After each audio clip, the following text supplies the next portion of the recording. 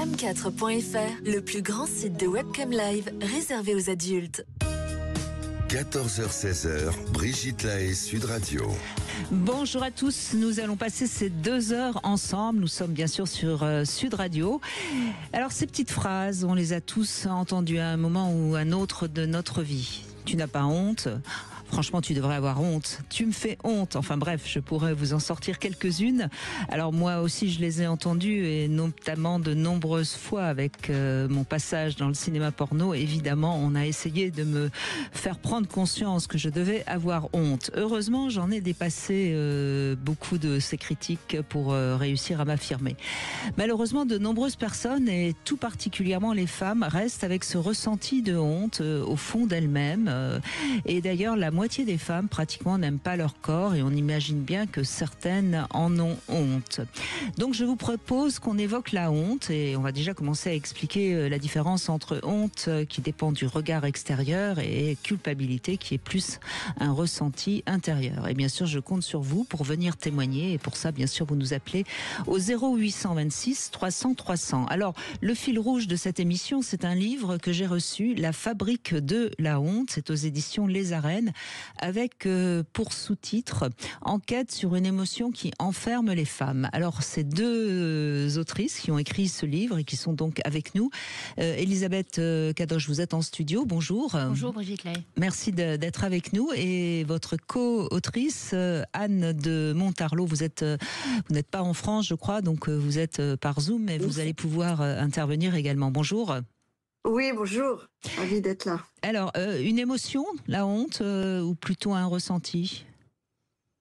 Oui, c'est une émotion et un ressenti à la fois. Elle est différente, la honte, de la culpabilité, parce que la culpabilité, c'est davantage sur ce que l'on fait de pas bien, ou ce que l'on estime ne pas être bien. En revanche, la honte, c'est vraiment qui l'on est. C'est un peu plus identitaire, et ça naît du regard de l'autre, bien sûr. Mais c'est vraiment l'émotion, je dirais, souveraine de la souffrance psychologique. En lisant le livre, vous parlez particulièrement évidemment des femmes, et c'est vrai que les femmes certainement sont plus sujettes à la honte que les hommes, mais malgré tout, les petits garçons aussi, ils ont entendu une maman ou un papa lui dire tu me fais honte, et certainement que les hommes aussi ont ce ressenti, non ? Oui, bien sûr. C'est un ressenti, c'est un régulateur social. Là, c'est une émotion nécessaire. En revanche, ce dont on s'aperçoit, c'est que les femmes, plus tard, ou même dès l'enfance, ont beaucoup plus de motifs de honte, disons, par rapport à leur corps déjà. La première chose que l'on voit, c'est quand on rencontre quelqu'un, c'est un visage, c'est un corps, c'est une apparence. Et les femmes, dans toute la vie d'une femme, elles sont rattrapées avec des discours honteux, parce que la honte, on ressent de la honte. Mais vous dites, ça m'interpelle, Anne de Montarlot, vous dites qu'elle est nécessaire. En quoi elle est nécessaire, la honte ? La honte, elle est nécessaire au niveau social, c'est-à-dire quand on est petit et que, je sais pas... par rapport à la pudeur, par exemple, non ? Non, c'est plus par rapport à se rendre compte. On vit dans un milieu social, dans une société, et on peut pas faire n'importe quoi. Donc la honte, c'est une émotion nécessaire à ce titre-là, c'est-à-dire pour s'arrêter, pour s'auto-censurer. Ce serait pas plutôt la culpabilité qui serait nécessaire ? Les deux. Mais la honte, on vous attaque personnellement, c'est-à-dire ça marche très rapidement là. Oui, parce que c'est le regard de l'autre. C'est le regard de l'autre. Et d'ailleurs, c'est malheureusement ce que peut-être les parents qui nous écoutent doivent comprendre, c'est qu'à la fois, bien sûr, il faut limiter l'enfant dans ses extravagances, si je puis dire, mais en même temps, il ne faut pas trop qu'il soit. Absolument. Exactement, oui. Ah oui, il y a la honte saine et la honte toxique. Enfin, si on peut résumer un petit peu comme ça. Quand on se fait beaucoup critiquer et éduquer uniquement, enfin avec beaucoup de honte. S'il y a de l'humiliation, voilà. Exactement. Et en quoi, on sait que les femmes évidemment sont souvent plus dans le désir de plaire, et c'est quelque chose qui est très très féminin. C'est pour ça qu'elles seraient plus sujettes à la honte. En fait, au départ, la honte est une émotion non genrée, c'est-à-dire, comme vous l'a expliqué Anne, les petits garçons aussi ont honte, les hommes aussi ont honte, mais les hommes, ils vont développer peut-être de la culpabilité s'ils n'ont pas un bon niveau social ou s'ils ont une honte des origines. Les femmes, en revanche, elles sont tellement toujours en train de passer par un regard masculin qu'elles ont plus de motifs de développer de la honte, et d'abord par leur corps, effectivement, mais même par tout le reste. Excusez-moi. C'est-à-dire qu'en fait, les dictats sur les épaules des femmes sont tellement lourds, il y a tellement d'injonctions à la beauté, à la jeunesse, à la minceur, etc. Alors c'est vrai, mais c'est aussi les femmes qui se les mettent elles-mêmes. Oui, parfois il y a des auto-suggestions des femmes qui se disent bah, tiens, si je veux plaire, il faut que je sois comme Oui, mais même quand on regarde les titres des journaux féminins, il y a déjà beaucoup d'injonctions sur les femmes, je trouve. Mais oui, il y a beaucoup d'injonctions qui pèsent, ça vient du patriarcat et c'est relayé par tout le monde, absolument, par toute la société. Alors, donc, on va essayer de voir évidemment ce que nous disent les femmes qui nous écoutent. J'ai vu vous dites 52% des femmes ont honte de leur corps. Donc, honte de leur corps, c'est pire que de ne pas aimer son corps finalement. Oui, c'est 52% des femmes contre 29% des hommes. C'est aussi ça qui nous a interpellés. Bien sûr. Et elles ont honte de leur corps parce que quand, par exemple, vous avez mangé des friandises ou un paquet de gâteaux, vous pouvez culpabiliser là en disant oh là là, qu'est-ce que j'ai fait. En revanche, si vous vous regardez dans un miroir et que vous vous trouvez détestable, là, c'est une vraie honte. Ça veut dire que c'est engrammé en vous, c'est dans vous et vous en concevez une véritable honte et c'est difficile de s'en défaire. C'est une émotion très poisseuse, très délétère. Dans ce livre, la fabrique de la honte, vous parlez évidemment de la honte des règles, hein, quelque chose qu'on comprend, pas, enfin c'est comme ça en tout cas. Et puis il y a aussi la honte d'avoir été abusé, violé, battu. Et là, en revanche, on se dit c'est pas normal parce que c'est pas à la femme d'avoir honte. Et pourtant c'est comme ça que ça se passe. Vous avez absolument raison. Il y a une inversion de la honte dans les cas des femmes frappées, violées, battues, où ce doit être normalement les violeurs qui devraient avoir honte, et c'est les femmes qui ont honte, mais parce qu'elles sont touchées dans leur intégrité, dans leur intimité, c'est très compliqué, et il y a un vrai tabou dans la société sur le corps des femmes et sur le fait, alors on commence par les règles, mais en fait à toutes les étapes de la féminité, il y a des hontes, donc effectivement avec les règles, ensuite avec la maternité, avec la ménopause, chaque fois qu'il y a des étapes un peu cruciales.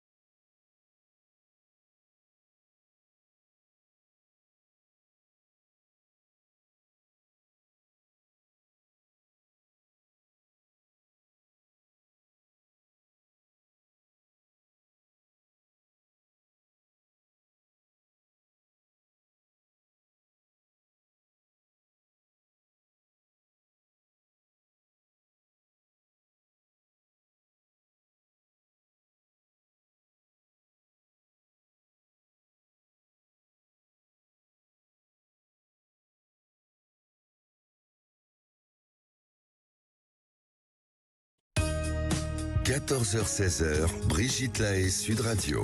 Nous évoquons la honte aujourd'hui. Si vous avez envie d'en parler, si vous avez envie de mieux comprendre pourquoi vous avez honte, vous pouvez nous appeler bien sûr sur Sud Radio. Nous sommes avec Elisabeth Kadosh et Anne de Montarlot pour ce livre La fabrique de la honte aux éditions Les Arènes. Et on commence avec Nina. Merci Nina de nous appeler. Bonjour. Bonjour. Bonjour. On vous écoute, allez-y. N'ayez pas honte de parler, il n'y a pas de souci, vous êtes la bienvenue. Et soyez très fiers de prendre la parole. Merci beaucoup. Eh bien, moi, alors, la honte et la culpabilité, ça a commencé quand j'étais toute jeune. C'était avec mes parents au tout début. Oui. Alors, j'étais très très nulle à l'école. J'avais des notes terribles. Et donc, ça a commencé comme ça. Mes parents, jusqu'à mes presque 15 ans passaient leur temps à me dire que je ne méritais rien de ce que j'avais, que j'étais la honte de la famille, que je rendais toute ma famille malheureuse à cause de mes notes. Et alors, du fait aussi que j'étais idiote et tout ça, donc je culpabilisais énormément de rendre ma famille malheureuse. Et je n'osais plus parler. J'ai pu parler pendant 1 an. Et je n'osais rien posséder, rien demander, puisque comme vous aviez des frères et sœurs? J'avais 2 grands frères. Ouais, donc vous étiez la fille, la honte de la famille. C'est un peu ça. La dernière de la famille, la fille qui déçoit tout le monde. C'était vraiment ça, quoi. Et à l'école, vous aviez vos profs, qu'est-ce qu'ils disaient? Est-ce qu'ils avaient aussi tendance à vous rabaisser? Alors, ils me culpabilisaient pas, mais ils me rabaissaient en disant que j'étais idiote, parce que j'avais vraiment des notes catastrophiques. Et donc voilà, ils me disaient que j'étais idiote, quoi. Et puis les autres enfants, comme j'avais de mauvaises notes, ils me parlaient pas. C'était une école privée en plus. Donc j'avais vraiment honte. J'avais un ami, je me sentais très mal. J'avais pas de petits amis non plus, du coup, puisque j'étais bête à cette époque. Donc j'avais vraiment honte de moi, quoi. Je ne sais pas si vous étiez bête à cette époque, mais en tout cas, c'est ce qu'on vous a donné comme injonction au fil des années. Voilà. Vous parlez quand même, vous dites j'étais, donc ça prouve quand même que vous avez avancé. Qu'est-ce qui vous a aidé? Oui, alors ce qui m'a aidée, alors je ne sais pas vraiment honnêtement. Alors en grandissant, j'ai fait des enfants, j'ai rencontré un homme, et des années plus tard, et il se trouve que cet homme-là, il m'a fait exactement la même chose. Comme par hasard, oui. Et alors que je me rendais compte de ça, et je voulais pas quelqu'un qui me fasse ça, et je ne saurais l'expliquer, je me suis mis avec quelqu'un qui a fini par me faire pareil, sauf que je me suis pas laissé faire. Je suis partie parce que c'était pas tenable pour moi. Je savais déjà que je voulais pas subir ça, et j'avais toujours ce discours que j'avais même enfant. Vous avez votre réponse, Nina, parce qu'on sait très bien qu'on choisit souvent le partenaire qui va nous obliger à travailler sur nos blessures, en gros. Et là, vous avez, de manière inconsciente sans doute, choisi quelqu'un qui allait rappuyer sur vos blessures, mais cette fois-ci, vous aviez décidé de pas vous laisser faire. Voilà. Vous pouvez réagir, Anne de Montarlan, puisque vous êtes également psychothérapeute, si vous avez envie de commenter le témoignage de Nina. Oui, non, mais c'est tout à fait ce que vous dites. On a tendance inconsciemment, en tout cas dans la première réunion, à choisir quelqu'un qui nous fait revivre nos blessures dans l'espoir inconscient de pouvoir les réparer. Mais ça marche très très rarement, et effectivement, Nina, on vous a étiqueté. De toute façon, la honte, elle dit la même chose, c'est de ma faute. Et c'est là où ça devient identitaire, c'est-à-dire qu'on n'est pas au monde, vous n'êtes pas né au monde comme ça, mais on vous a collé cette étiquette, et donc vous vous auto-percevez pendant longtemps comme ça, jusqu'au moment où vous avez décidé de faire une rupture avec cette chaîne délétère de croyances. Quand vous avez quitté votre mari, Mais on peut peut-être penser, Nina, je ne sais pas, c'est comme ça une petite intuition que je vous donne. Vous avez dit j'ai fait des enfants, et peut-être que cette création, qui est quand même quelque chose d'extraordinaire, faire des enfants, c'est quand même, ça a peut-être été quelque chose qui vous a donné confiance en vous, qui vous a fait voir que vous étiez capable de faire quelque chose d'extraordinaire. Oui. Alors, surtout de comprendre ce qui était normal ou pas. C'est-à-dire que je ne me disais plus, ça j'étais très incertaine dans ma vie, je comprenais jamais quand on manquait de respect, je me disais pas je souffre, je me disais est-ce que c'est normal ou pas. Et alors quand j'ai eu mes enfants, ça a été différent. Je me suis dit je m'en fiche de savoir si c'est normal ou pas, ça leur fait de la peine. Et alors j'ai changé de tome, ça m'a changé la vie de penser comme ça. Et j'ai pu supporter que quelqu'un me mette mal à l'aise, ou me fasse honte, me fasse me sentir honteuse, me culpabilise, parce que je me suis rendu compte que c'est pas ce que je souhaitais non plus pour mes enfants, et que c'était pas normal que je me laisse ressentir ce genre de choses, quoi. Alors maintenant je le ressens toujours, mais bon, j'essaye de tous les jours de faire en sorte que ça parte, même si je sais pas si ça partira un jour même. Oui, c'est ce que j'allais vous demander. Est-ce que vous vous êtes débarrassé complètement de la honte? Comment vous vous êtes réalisé depuis? Alors, je me suis pas débarrassée du tout. J'ai tout le temps des hontes qui me reviennent et qui me mettent très très mal, un peu comme des traumatismes de vieux souvenirs de honte, toutes les hontes que je peux faire, des trucs bêtes que je peux dire dans la journée ou je ne sais quoi qui se ressassent dans ma tête et que j'arrive pas à sortir. Et pourtant, vous savez que ça vient de ces paroles de vos parents qui se sont inscrites en vous. Des fois, je m'en rends plus compte. Je perds un peu pied avec la réalité, quoi, presque. Et je suis obligée de sortir, m'aérer pour me rendre compte, ou même de discuter avec 2-3 personnes pour me dire, mais j'étais chez moi en train de broyer du noir, ça n'avait pas de sens. Mais ça m'arrive toujours d'avoir comme des crises de honte, j'appelle ça. Oui, mais dans ce livre, La fabrique de la honte, vous donnez des pistes pour justement dépasser ce ressenti qui est presque une seconde nature. Vous avez pas du tout été voir quelqu'un, Nina, jusqu'à présent?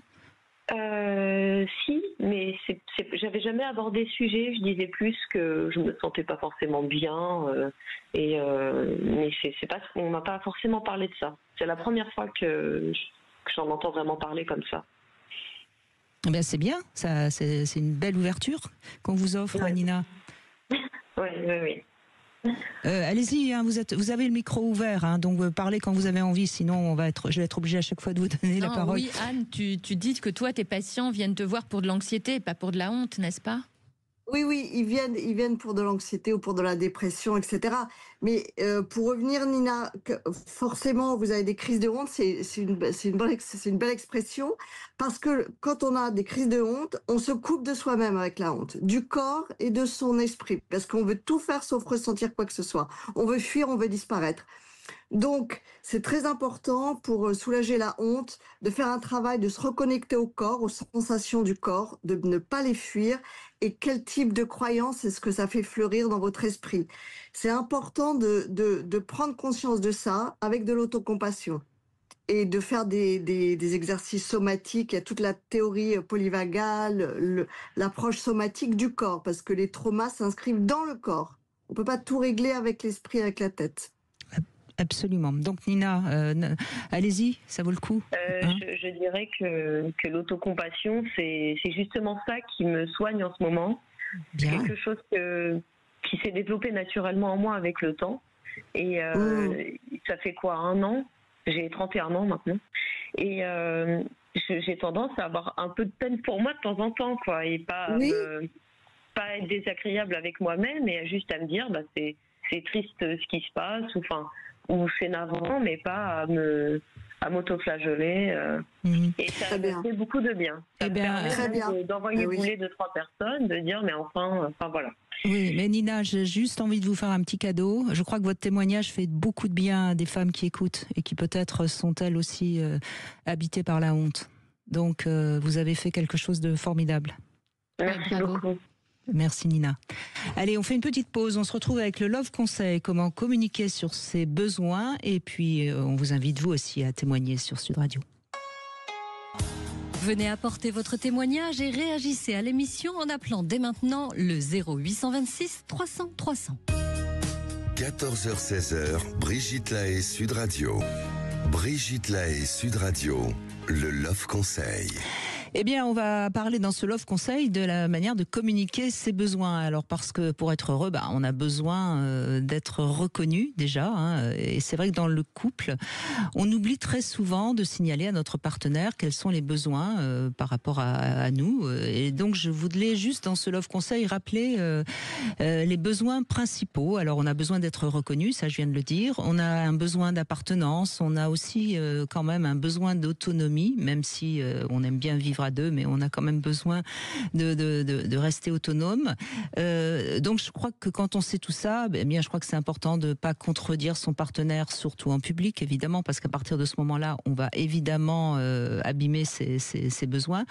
De même qu'on a besoin de l'admirer, surtout si on est avec quelqu'un qui a énormément besoin de reconnaissance. Et on peut comprendre, par exemple, quand on a de la honte, qu'on a plus besoin encore de reconnaissance.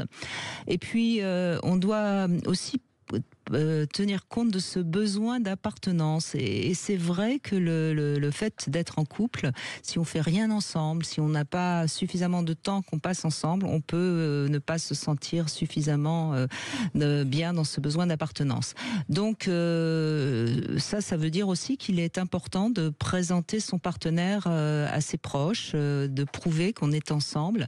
Moi j'entends parfois des témoignages de personnes qui ne comprennent pas pourquoi ils sont un peu cachés, et on voit pourquoi, puisqu'il y a également ce besoin d'appartenance. Enfin, il faut laisser à chacun sa place et sa possibilité de décider ce qu'il a envie d'être. En d'autres termes, éviter de décider à la place de l'autre. Donc, vous voyez que c'est pas si simple la vie à deux, mais encore une fois, ça, on le sait. On revient sur la honte avec Karine qui est avec nous, et bien sûr, on vous écoute, Karine. Bonjour. Alors, un sujet qui m'intéresse. Moi, je suis accompagnante. Voilà, j'accompagne les gens à exprimer, à renouer avec leur plein potentiel.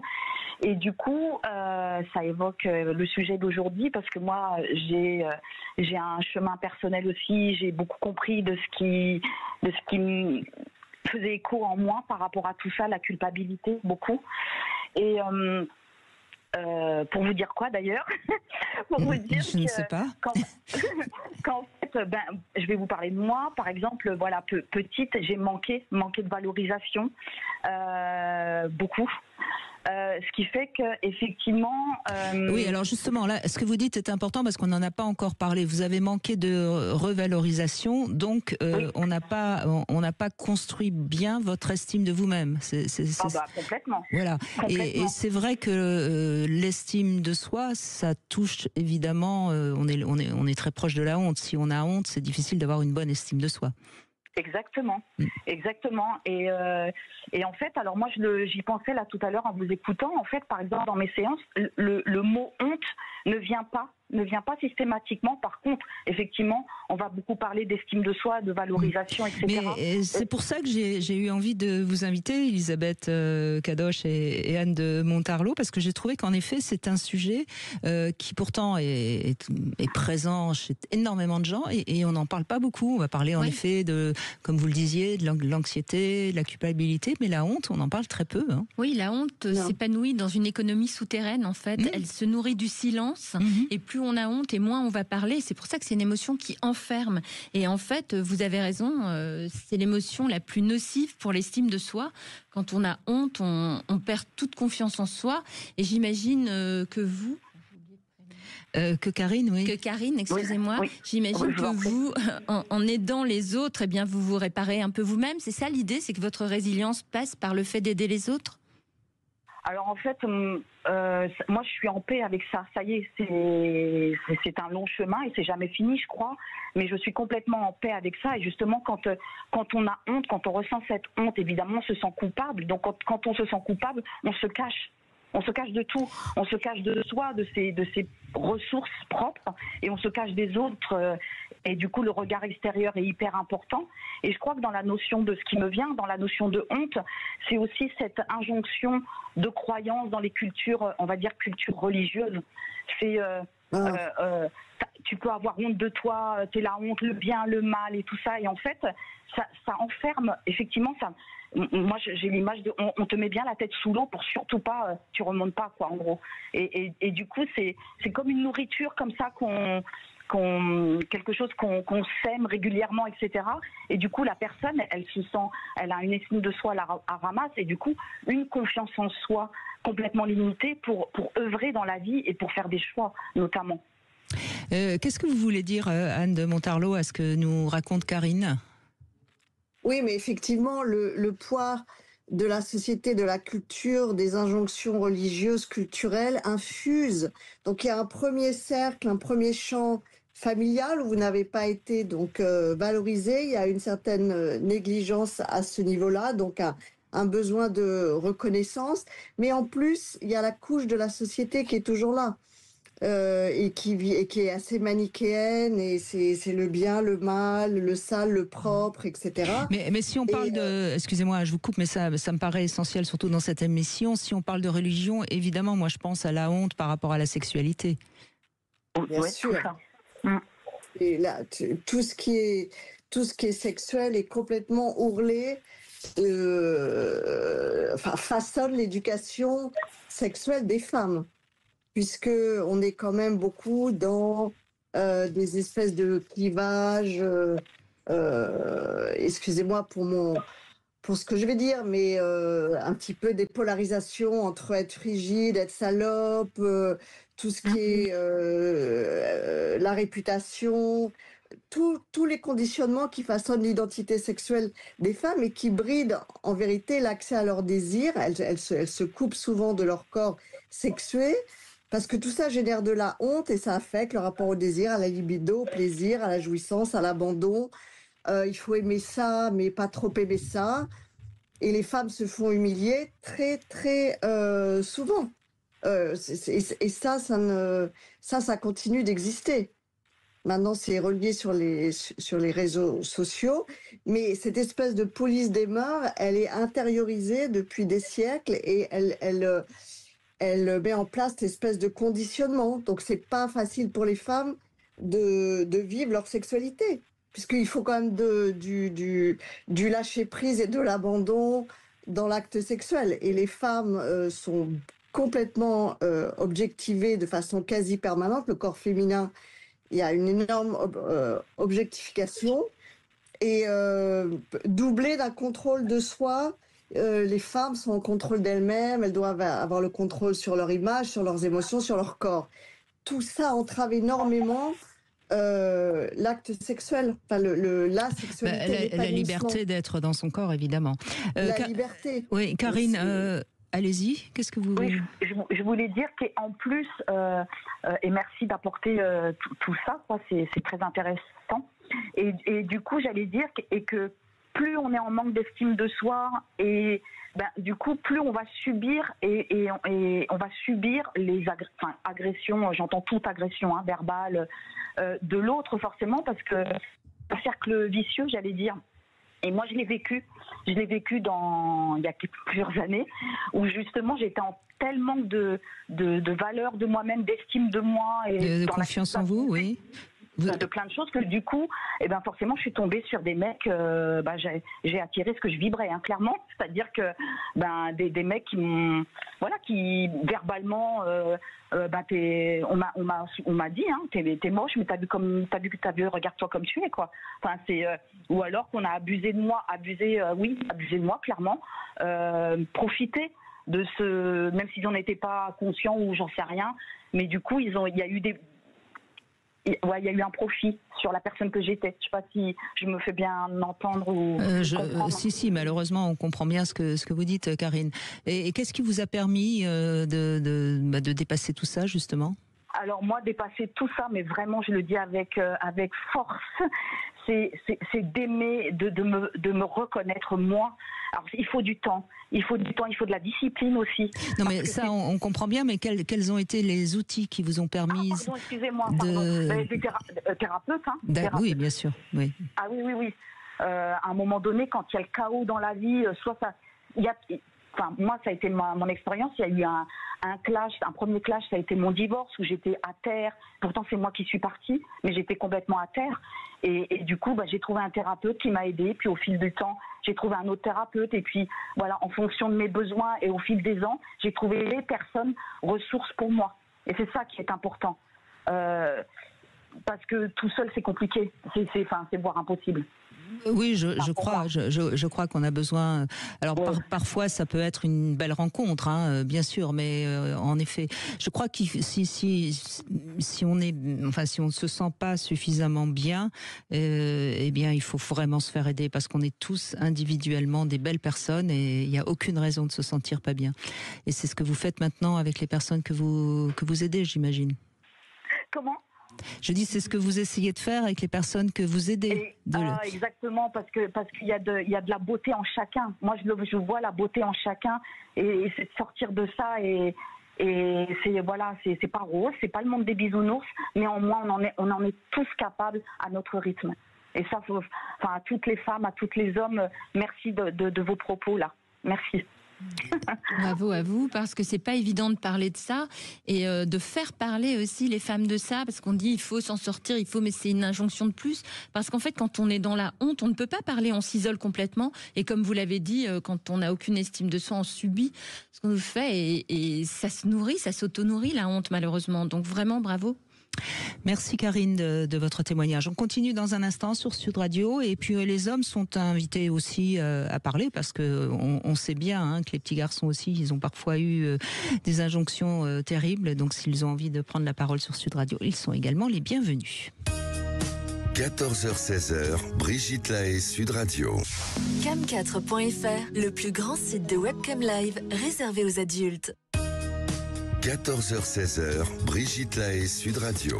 Et nous continuons à évoquer la honte avec Elisabeth Kadosh qui est avec nous en studio, et Anne de Montarlot qui est avec nous également, à l'occasion de la sortie de ce livre, La fabrique de la honte, enquête sur une émotion qui enferme les femmes. C'est aux éditions Les Arènes. Dans ce livre, vous expliquez largement de quoi il s'agit lorsque l'on parle de la honte. Et on vous invite, vous qui nous écoutez, à réagir si vous avez des questions ou si vous avez envie de témoigner. Sud Radio 0826 300 300. Marie, bonjour. Bonjour Brigitte, je vous remercie de me donner l'opportunité d'intervenir dans votre émission, que je suis assidûment. Et merci aussi à Anne et Elisabeth, dont je connais le livre sur l'imposture. Et la fabrique de la honte, ça me concerne, comme beaucoup de femmes dans ce monde patriarcal, cette société patriarcale. Alors, moi ce que je voulais dire, la honte, moi j'ai compris que c'était un sentiment complexe, enfin quand je le vis, et gênant, avec des gênes corporelles et de posture par rapport au collectif, de quelque chose qu'on a fait ou qu'on est. Et donc la culpabilité, je la vois plutôt comme quelque chose de moral par rapport à une action faite ou non faite d'ailleurs.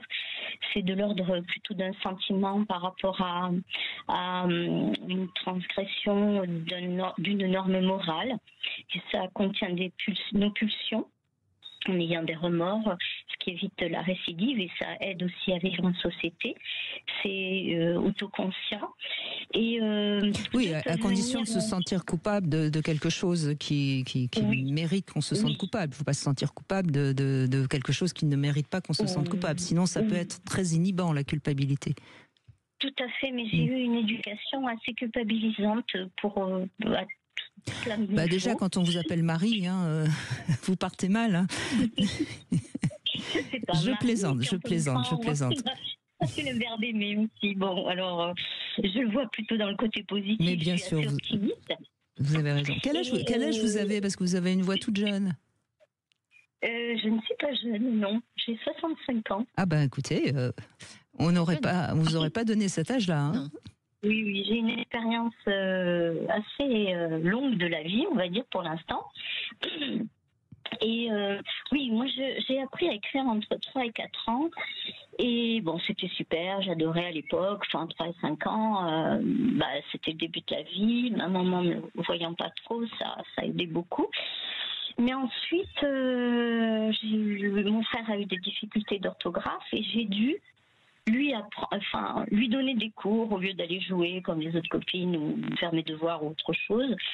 Donc j'ai été assez culpabilisée par rapport à ça et par rapport au fait qu'une fille c'était plutôt dedans à la maison, le garçon pouvait sortir. J'ai aussi, je disais... Mais en quoi vous vous sentiez coupable de devoir apprendre à votre frère? Parce que c'est plutôt... J'aimais ça, mais si par exemple je voulais plutôt aller jouer ou aller voir une copine ou quoi, ma mère elle me disait non, il faut que tu apprennes à écrire, à travailler à ton frère, parce que s'il ne réussit pas, un garçon ça doit réussir. Ce sera de ta faute en quelque sorte. C'est plutôt un sentiment d'injustice alors, non?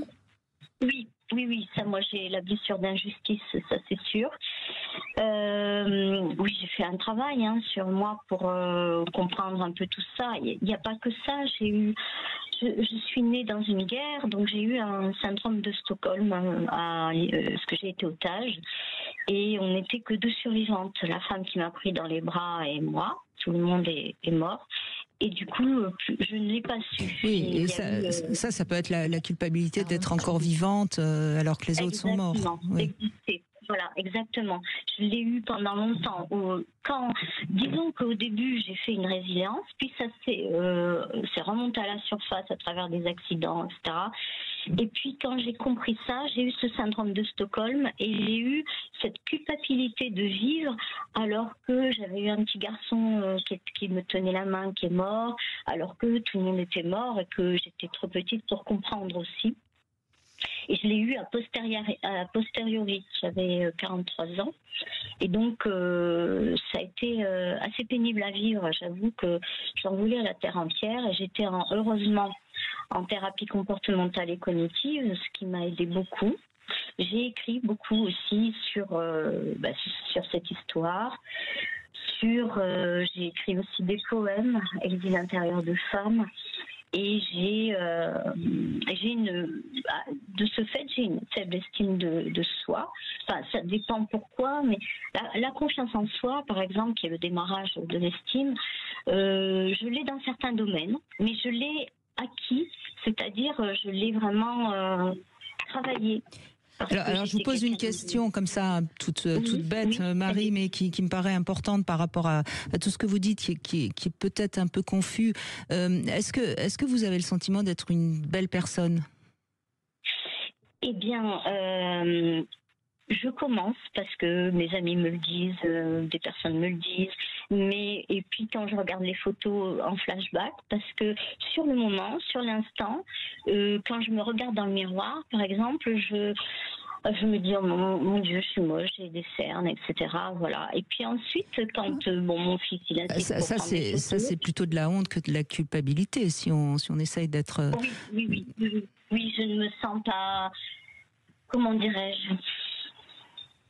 Oui, moi j'ai une gêne d'être moi, quoi. C'est un peu ça. Alors, Marie, de tout ce que vous êtes en train de nous dire, il y a un petit peu de culpabilité, un petit peu de honte, et ça s'en mêle parce que parfois les frontières sont poreuses entre les deux émotions. Mais surtout, je pense ce qui vous caractérise, ce que vous nous racontez, c'est une culpabilité du survivant, en fait, une culpabilité d'avoir survécu. C'est quand même un gros traumatisme, et c'est une bonne chose que vous ayez fait une thérapie. Quant à la honte, la différence entre les deux, si vous voulez, c'est qu'avec la culpabilité, vous avez une rédemption. Vous avez l'impression que vous avez fait quelque chose de mal, vous pouvez vous en sortir. Alors que la honte, comme le disait Anne, c'est très identitaire, et c'est quelque chose qui va vous enfermer. Et vous avez fait l'effort justement d'en sortir en consultant. Je résume bien ou... Oui, tout à fait. Non seulement j'ai consulté, mais à chaque fois que j'ai des peurs, parce que j'en ai, par exemple, j'avais la peur, le vertige, donc j'ai fait du cirque et je suis montée sur un trapèze, mais j'ai mis du temps pour y monter. Et c'était effrayant quand même, mais j'ai surmonté. J'avais la peur de l'obscurité. Je suis allée passer une nuit à la Belle Étoile pour surmonter ça. J'y suis allée à vélo pour pas prendre ma voiture et si j'avais eu peur et partir de suite. Oui, mais voyez Marie, ce que vous avez su faire par rapport à des peurs, ça prouve qu'il y a quand même une assez bonne confiance en vous, parce que la confiance en soi, c'est justement ce qui nous permet d'oser faire des choses et de penser qu'on va y arriver. C'est grâce à la thérapie, au fait que j'ai fait du judo quand j'étais enfant avec un professeur de judo formidable, M. Dira, et on faisait des méditations en début et en fin, et il m'expliquait des choses sur la confiance, comment faire, etc. J'étais timide à l'époque, mais quand même, je l'ai écouté, ça c'est resté ancré en moi. Et puis j'avais des tabous aussi, parce que j'avais une famille donc patriarcale. Quand je montrais mon carnet de notes à mon père, il était assez indifférent malgré mes bonnes notes. Et je me disais, mais qu'est-ce que je dois faire mais aujourd'hui, alors, comment vous vous sentez ? Est-ce que vous vous sentez bien dans votre vie ? Ou est-ce que vous pensez que vous êtes encore... Non, parce que quand je parlais quand même de culpabilité, parce que je suis dans une famille culpabilisante quand même, et comme je suis la fille de la famille, j'ai un frère, maman a eu un AVC en 2018, et tout le monde s'est retourné vers moi pour que je sois aidante familiale, et donc j'étais enseignante, je travaillais, enseignante et coach, et du coup, j'ai dû aider maman. On s'éloigne un petit peu du sujet, Marie. Oui, allez-y. Oui, en fait, quand vous dites que vous êtes aidante, c'est vrai que les aidants sont dans la majorité des femmes, et c'est un peu ce que vous disiez tout à l'heure, il fallait tout bien faire, quand fallait apprendre à mon petit frère, etc. C'est vrai que ça, c'est quelque chose qui peut vous conditionner, puisque les femmes, souvent, elles ont ce syndrome de la bonne élève, où elles doivent tout faire bien, elles doivent plus s'occuper des autres, etc. Donc vous avez pris tout ça très à cœur. Et bien sûr que vous êtes encore... c'est vous qu'on culpabilise si vous ne faites pas les choses, c'est ça ? En tout cas, on entend bien dans le témoignage de Marie, et je trouve à quel point c'est confus finalement d'arriver à sentir quelle est la part de honte en nous. Est-ce que vous êtes d'accord avec ça, oui. Anne de Montarlot ? Oui, tout à fait, parce que Marie, vous avez été élevée quand même dans un milieu assez culpabilisant, avec un rôle un petit peu préassigné, donc ça retire un peu, ça vous vole un peu votre destin, un petit peu, et puis il y a eu ce traumatisme. Donc je pense que les deux, la culpabilité et le traumatisme qui amènent beaucoup de honte, c'est plus difficile à identifier quand on a un traumatisme, la culpabilité, mais ça va plus loin que là. Quand on survit à quelque chose, on peut vraiment avoir de la honte d'être en vie, etc. Donc je pense que vous avez eu les deux. Et puis ce sentiment d'impuissance aussi, parce que quand vous avez été étiqueté, vous avez dû suivre un peu ce qu'on vous a dit dans votre enfance, évidemment, vous vous sentiez différente, j'imagine, un petit peu.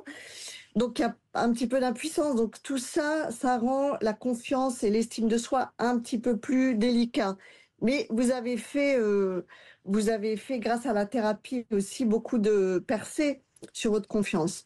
Vous avez réussi beaucoup de choses également. Mais la question que je vous pose toutes les deux, est-ce qu'au fond c'est pas la même chose pour dépasser la honte et la culpabilité? Il faut retravailler son estime de soi, sa confiance en soi.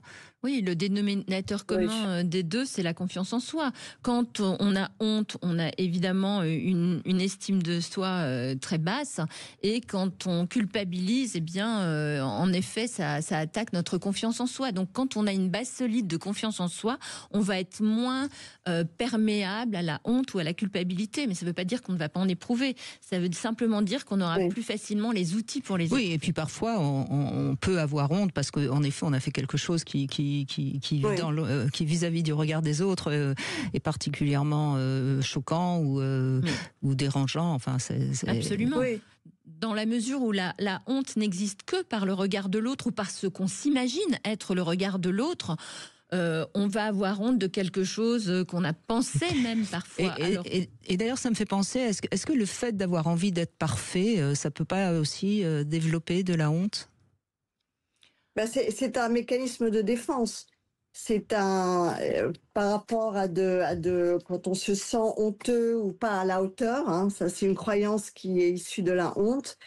On va essayer d'être parfait, mais c'est un mécanisme de protection. Bien sûr. Mais qui amène de façon presque automatique de la honte à nouveau, parce que on échoue, parce qu'on peut pas être parfait. Ben ça c'est clair. Mais combien d'enfants ont envie d'être parfaits justement, et donc c'est de là que peut-être part la honte.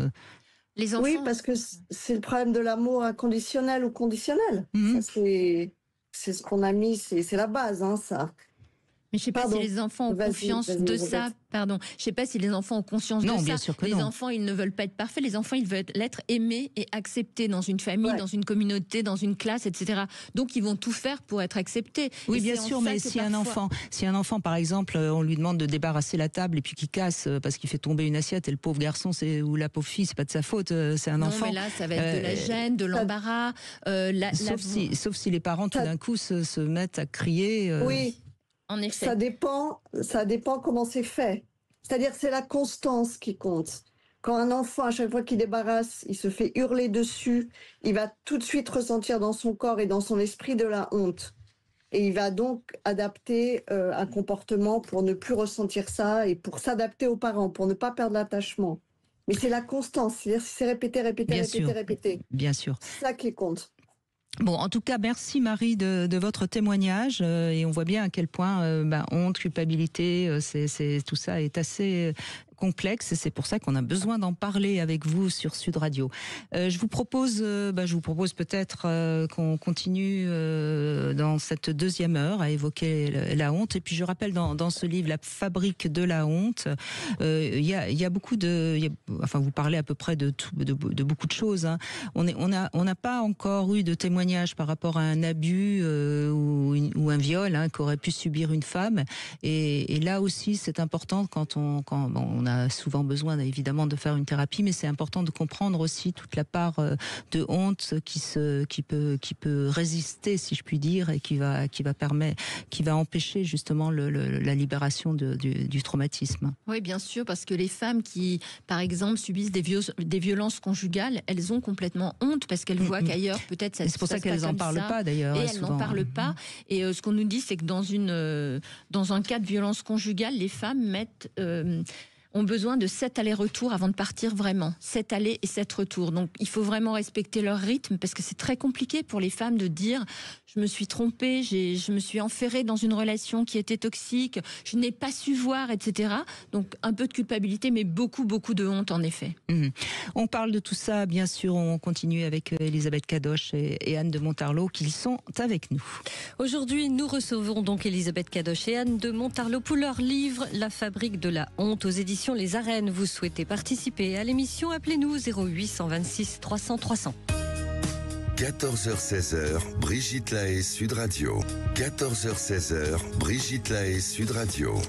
Nous évoquons aujourd'hui la honte avec Elisabeth Kadosh et Anne de Montarlot. Alors je rappelle votre livre La fabrique de la honte aux éditions Les Arènes. C'est une enquête sur une émotion qui enferme les femmes. Vous parlez particulièrement de la honte par rapport aux femmes, bien sûr, mais encore une fois, la honte, c'est un ressenti, un sentiment, une émotion que beaucoup de monde a. Et je crois qu'on a tous un tout petit peu de honte en soi. Enfin, je veux dire, ça me paraît même, à part les pervers peut-être, ça me paraît même plutôt sain d'avoir de la honte. Ah oui, mais complètement, la honte. Sinon, on serait. Oui, c'est une émotion positive aussi. Humaine, en tout cas. Oui, humaine, positive, et ça aide aussi c'est un régulateur moral. Ça veut dire que ça aide à appartenir à une société. Sinon, on ferait comme les chiens, on ferait pipi devant tout le monde et ça serait pas bien du tout. Voilà. Non, mais je crois que c'était important de rappeler quand même que c'est quelque chose de très humain, la honte. C'est pour ça que tout à l'heure je disais ça a un rapport avec la pudeur, même si c'est pas un rapport direct. Alors, oui, mais c'est pour ça que l'humanité a gardé cette émotion. Dans l'évolution, dans la psychologie de l'évolution, cette émotion est préservée pour rester cohérent avec le groupe. C'est ça. Voilà, c'est pour ça que je prenais un exemple tout simple, évidemment.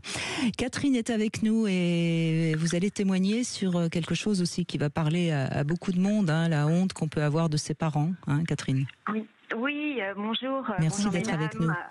Brigitte, Anne, Elisabeth. Bonjour. Oui, alors moi, effectivement, c'est la honte que j'ai ressentie du fait de mes origines. D'avoir des parents immigrés et voilà, moi j'avais honte de leur accent quand ils devaient rencontrer d'autres parents ou même tout simplement quand on devait je sais pas se promener, quelle que soit l'interaction, voilà, cet accent m'a beaucoup gênée. Alors je pense aussi que c'est peut-être le fait que eux-mêmes avaient un peu honte de leurs origines et ils voulaient toujours qu'on soit le plus intégré possible et qu'on se démarque le moins possible, quoi. Donc qu'on ne voit pas notre différence. Oui, c'est intéressant ce que vous dites, comme si vos parents avaient été fiers de leurs origines, vous n'auriez peut-être pas eu honte d'eux, c'est ça que vous voulez dire ? Je pense, oui, parce que... C'est comme ça que vous l'interprétez, en tout cas. parce qu'après j'ai bien vu la différence en grandissant avec des amis qui avaient des origines, mais qui étaient fiers en fait d'avoir une autre culture. Nous on n'en était pas fiers. Il fallait pas que ça se voit, quoi. Fallait pas que ça se voit, fallait pas que. Et d'ailleurs, entre nous, on ne parlait jamais notre langue maternelle. Donc on parlait français alors qu'on n'était pas français, et mes deux parents, quoi. Donc ça a toujours été voilà. Donc voilà. Bon, en tout cas, vous n'avez aucun accent, hein, Catherine. Bah non, parce que moi, et d'ailleurs, je parle très mal ma langue d'origine. Oui. Ouais. Et je m'appelle Catherine, donc un prénom bien français, et j'ai épousé quelqu'un qui avait le nom le plus français en pourcentage, quoi. Donc voilà. Et en fait, et vous avez quel âge? C'est pour situer 53 ans. D'accord, oui. Donc c'était en 1980 que vous... Oui, exactement. Exactement. Et par la suite, mon père s'est très bien intégré et a vécu un succès professionnel et a vraiment fait une réussite en France. Voilà, a créé une entreprise, etc., très florissante, et il a gagné beaucoup d'argent. Et il m'a transmis et toujours donné beaucoup d'argent. Ce qui fait que, c'est marrant, moi ce qui m'a interpellée, c'est que vous parliez de la culpabilité et de la honte, c'est qu'en fait, après cette honte, toute ma vie j'ai culpabilisé d'avoir cet argent, et en me disant que moi j'avais jamais rien fait pour, c'était quelque chose qui m'a toujours été donné, et c'est toujours quelque chose qui m'a beaucoup gênée, j'ai toujours eu l'impression que je ne le méritais pas. Moi, j'avais pas travaillé, j'ai pas eu tout ce stress et cette difficulté, et régulièrement, il m'a donné des grosses sommes d'argent. Et c'est quelque chose que avec lequel j'ai du mal, parce que j'ai jamais travaillé non plus dans son entreprise, etc. J'ai juste reçu. C'était par amour de sa fille. Mais votre témoignage est intéressant, hein, même si on n'est pas tout à fait dans le sujet du livre, hein, c'est vrai, mais c'est intéressant parce que ça montre bien, encore une fois, que la honte et la culpabilité, ce sont des ressentis qu'on a tous à plus ou moins de degrés. Hein. Oui, absolument. Ouais. Moi, ce que je vois, c'est que votre témoignage témoigne d'une volonté d'appartenance. En fait, on ne veut pas être différent, on veut être comme les autres, on veut avoir les même accent. C'est pour ça que les gamins, même quand il n'y a pas d'uniforme dans les écoles, vous les voyez devant les collèges, ils sont tous habillés pareil. Il y a une vraie volonté d'appartenance, et en fait vos parents l'avaient déjà, cette volonté, et ils vous l'ont transmise. Donc j'ai l'impression que vous avez fait la paix quand même avec cette honte, le fait que votre père ait un succès, que vous soyez très intégré, etc. C'est derrière vous maintenant, ou je me trompe ? Non, parce qu'en fait, moi maintenant, j'ai beaucoup de mal quand on essaye de me mettre dans des cases. Et je veux pas de cette uniformité, de ce voilà. Moi, je veux plus rentrer dans aucun. Oui, mais ça c'est une. Donc vous êtes rebelle, et c'est une manière de justement de dépasser tout ça. Enfin. Oui. Et quand précédemment vous avez dit on rencontre des gens qui nous remettent face à nos blessures, il y a quelques années j'ai rencontré un homme qui a eu une belle réussite professionnelle, et qui avait un accent un peu du nord, enfin des Hauts-de-France, et vraiment je supportais pas ce que ça me renvoyait, quoi. Je supportais pas voilà, parce que pour moi j'estimais que c'est pas parce qu'on avait de l'argent qu'on était forcément quelqu'un d'intelligent, et puis cet accent, ça a quelque chose de pas valorisant. Enfin, voilà. C'est terrible de dire ça. Vos parents, quand ils sont arrivés, ils avaient vraiment beaucoup de problèmes d'argent. Ça a été quelque chose que. Donc je crois que c'est cette blessure-là qui est peut-être pas réparée, hein, Catherine. Mais alors justement, quand vous dites, quand on rencontre quelqu'un, il nous renvoie les blessures, etc. Mais comment on fait après ? Parce que moi, du coup... on guérit ses blessures, Catherine. Oui, mais comment alors ? Comment ? Déjà, en prenant conscience, c'est déjà pas mal, vous savez. Je ne sais pas quel conseil vous donneriez, Anne de Montarlot, à Catherine. Catherine, le fil conducteur, c'est vraiment la peur du rejet et l'espèce de doute de vous-même, de qui vous êtes. Donc je pense qu'il faut faire un petit travail pour aller à votre rencontre. Parce que votre papa essaie de vous aider avec l'argent, mais il y a quand même eu l'héritage intergénérationnel de cette honte des origines, etc., et du manque d'argent. Donc, tout simplement, comme disait Brigitte, prenez conscience de tout ça et allez à votre rencontre pour bien vous solidifier, pour vous reconsolider sur ça, sur votre identité.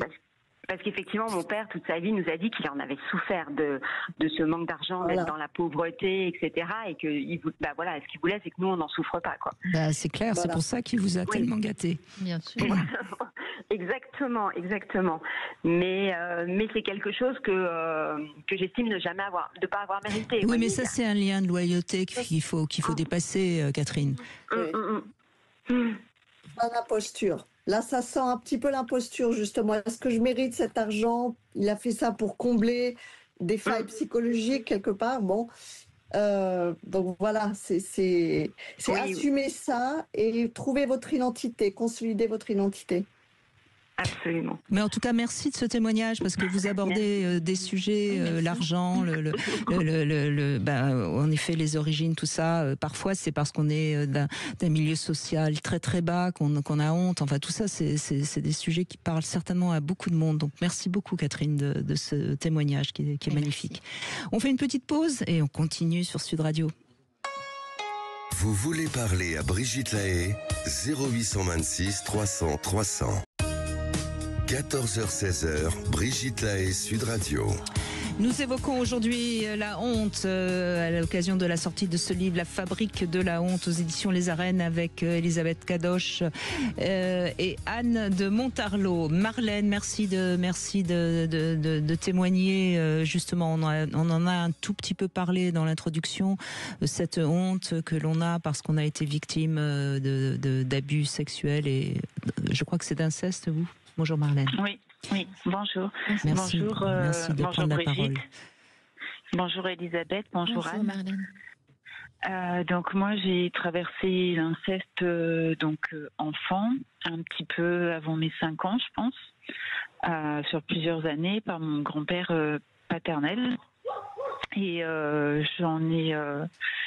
j'ai beaucoup douté en fait parce que je ne savais pas si j'étais une menteuse ou pas et j'ai eu surtout à mon adolescence très honte de mon corps parce que et encore aujourd'hui c'est compliqué donc j'ai fait une grosse anorexie à 14 ans où j'ai frôlé la mort parce que j'étais descendue à 35 kilos pour 1m76 et en fait j'ai toujours détesté mon corps et eu honte de mon corps parce qu'en fait je ne sais pas qui est mon corps sans emprise. C'est-à-dire que je pense qu'enfant, je me suis réfugiée aussi. À un moment, j'étais boulotte vers mes 12 ans, enfin quand le corps commence à prendre des formes, jusqu'à mes 13 ans et demi, parce qu'après j'ai été anorexique. Où là j'étais très enrobée, mais je mettais aussi des vêtements très très larges. Je détestais, je dessinais, je me souviens sur mes hanches, je disais que je voulais aussi pas ressembler à ma mère. Et du coup après j'ai toujours été, en fait j'ai été ou en excès de nourriture, je pense pour ne pas sentir en fait, pour me détester. Ou après, dans la restriction complète et encore aujourd'hui dans le contrôle. On sait bien, Marlène, on en parle souvent dans cette émission, malheureusement, quand on a ce genre de témoignages, on sait à quel point la boulimie, l'anorexie sont des facteurs fréquents chez des jeunes filles qui ont connu l'inceste très jeunes. Et je pense que c'est parce que c'est la honte de ce corps, en fait, et de porter tout ça et puis je sais pas, peut-être une culpabilité aussi de se dire est-ce que c'est de ma faute, est-ce que c'est moi qui provoquais, et la culpabilité en fait de l'ambivalence de l'inceste. Il y a surtout ça qui est énorme en fait. C'est parce que moi, même de son vivant, maintenant il est décédé, jamais j'aurais pu porter plainte contre lui. Parce qu'à la fois je l'ai haï, mais de tout ce que je pouvais, j'ai protégé ma petite sœur pour pas qu'il la touche. Mais et à la fois je l'ai aimé en tant que grand-père, quoi. Parce que parfois il savait être grand-père et je voyais comment il était avec les autres, un grand-père, et que tout le monde l'adorait, gna gna gna. Et donc il y a cette ambivalence qui est aussi très très dure. Et même encore aujourd'hui, jamais j'aurais pu porter plainte contre lui. Mais par contre, s'il avait fait ça à ma sœur, j'aurais tué. Excusez-moi, mais est-ce que vous avez fait une thérapie, Marlène ?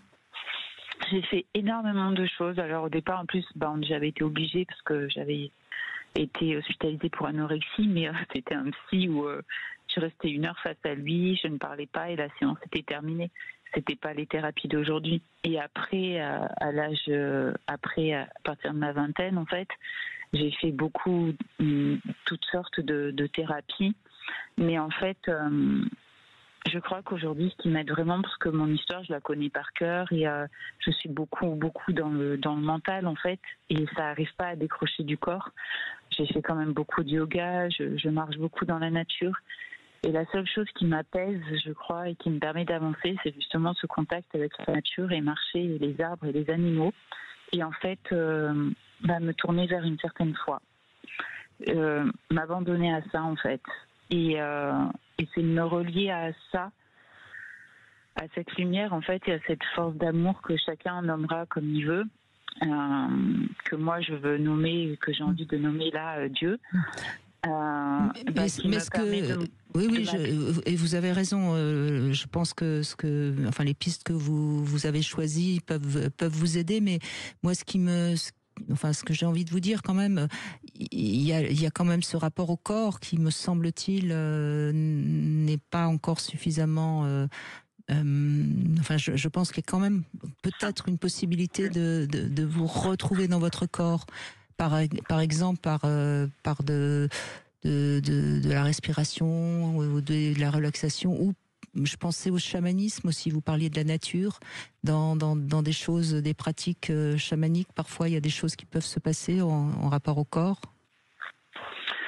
Oui, j'avais même fait des luttes de sudation, donc j'ai ressenti beaucoup de choses et tout, mais ça n'a pas fonctionné en fait. Ça bloque. Oui. Et vous, qu'est-ce que vous diriez parce que vous dites ça bloque, qu'est-ce que vous ressentez quand ça bloque ? Je reste quand même dans cette tétanie. Par exemple, si je suis très mince, je me sens protégée et je reste toujours dans la tétanie de prendre du poids et des formes. Voilà. Comme si en fait tout pouvait se résoudre si on me disait ne t'inquiète pas, ton corps restera toujours très mince, tu ne risques rien, tu es protégée. Anne, et là, je lâcherai tout, en fait. Et sinon, j'ai tellement peur que je reste là-dedans, dans ce cadre, en fait. Parce que c'est ce qui me sécurise et me protège. Sinon, c'est comme si j'allais mourir. Oui, bien sûr. Mais de toute façon, il y a dû y avoir certainement une peur aussi au moment où vous avez été incesté par votre grand-père. Il y a peut-être eu quelque chose d'effrayant qui peut-être... Eh bien, en fait, c'est drôle parce qu'aujourd'hui, après beaucoup de silence avec mon père, je lui ai demandé de parler, qu'on puisse se parler, parce qu'il disait qu'il y avait quelque chose qu'il ne voulait pas dire. Et en fait, il m'a avoué que... je pense que je porte énormément sa culpabilité et sa honte qu'il a vu. Il a vu un jour, il me cherchait, il a vu et c'est allé au-delà de ce que je pensais. Et j'ai pas voulu insister parce que sa voix se tremblait et qu'il voulait pas décrire plus que ce qu'il a vu. Et même lui, il a dit je préfère oublier, je veux pas voir.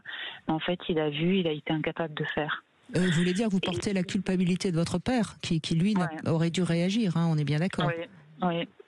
Et en fait, donc il a rien fait. Il n'en a pas parlé non plus à ma mère.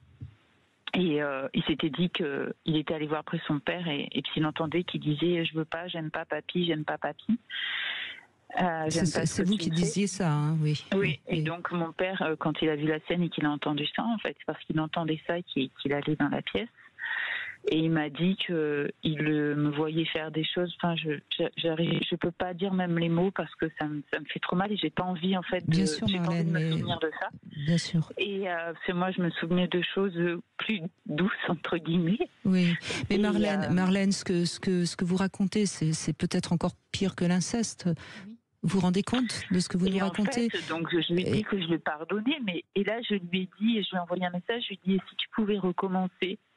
Et il me dit qu'il changerait rien parce que ça pourrait peut-être sauver des vies, mais en détruire d'autres. Et votre mère et votre sœur sont au courant?